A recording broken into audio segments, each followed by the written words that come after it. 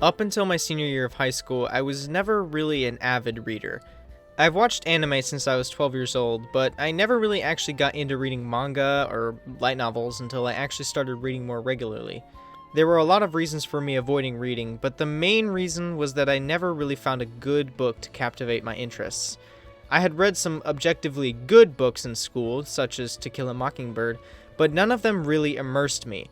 I was what you'd probably call a teacher's pet in high school. I was relatively acquainted with most of my teachers, and one in particular I had regular casual conversation with.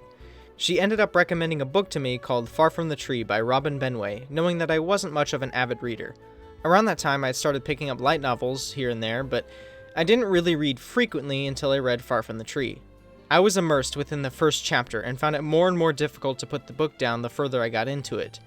I ended up having the same attachment for the characters in the book that I did for my favorite characters in my favorite anime. I found the characters to constantly be on my mind, followed by my curiosity on what was going to happen next. In terms of the story itself, it was powerful, but not one that I could relate to directly.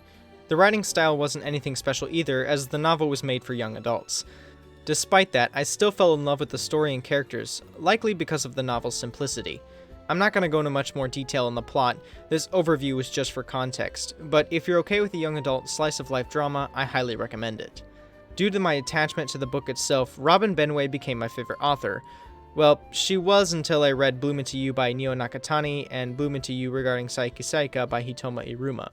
Regardless, I wanted to read more of her work, so I picked up a book of hers called Emmy and Oliver. It focused more on romance, which was something only featured in subplots of Far From the Tree.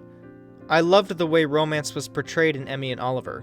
At the time of reading it, most of the media I consumed in the romance genre was Japanese, whether it was anime or light novels. Therefore, reading a Western romance story was an entirely fresh and new experience to me.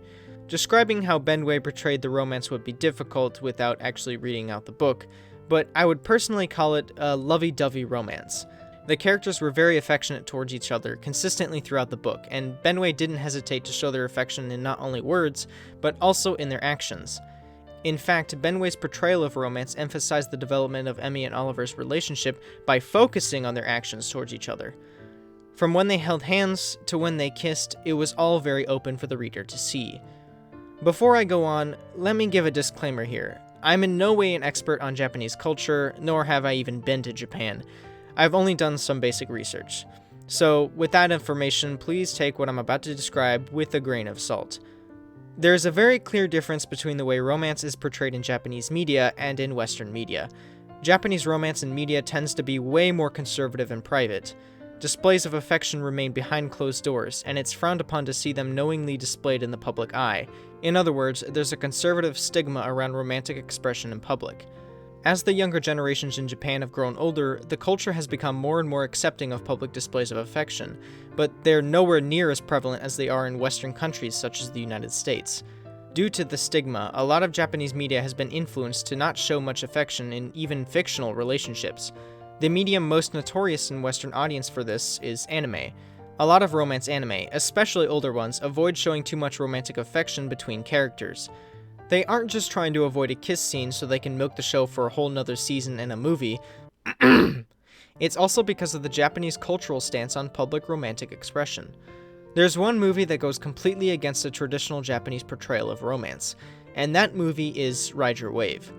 The first half of Ride Your Wave focuses on how Hinako and Minato fell in love and how their relationship blossomed over time.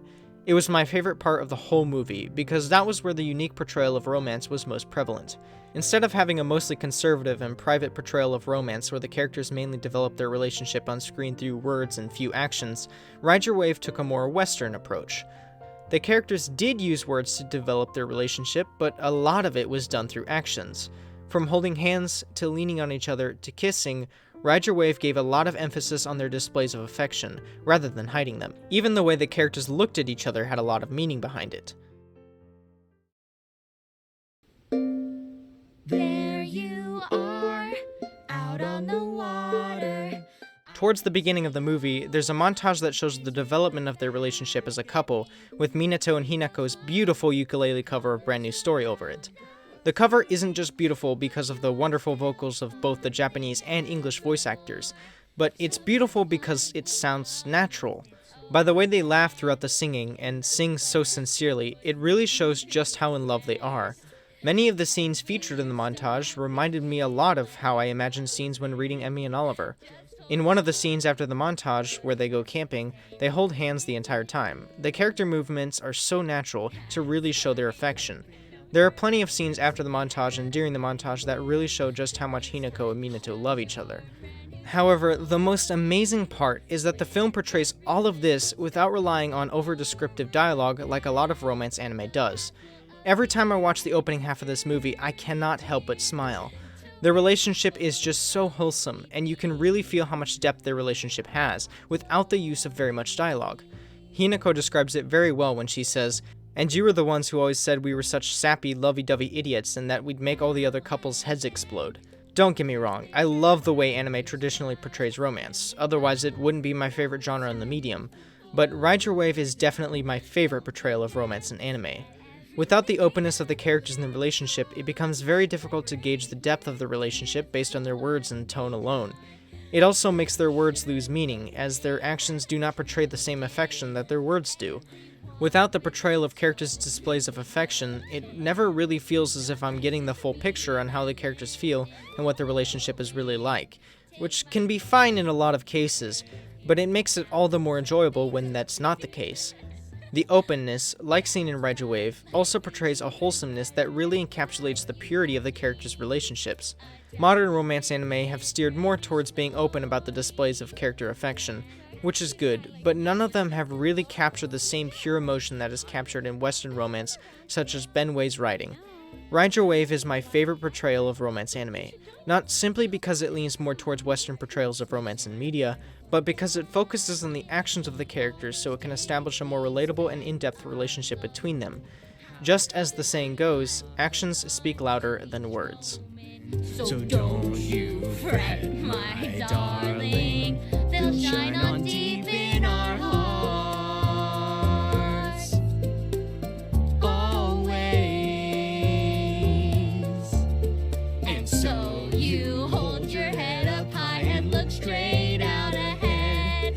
And gather that courage inside you. That's right. Open up your eyes and see everything new.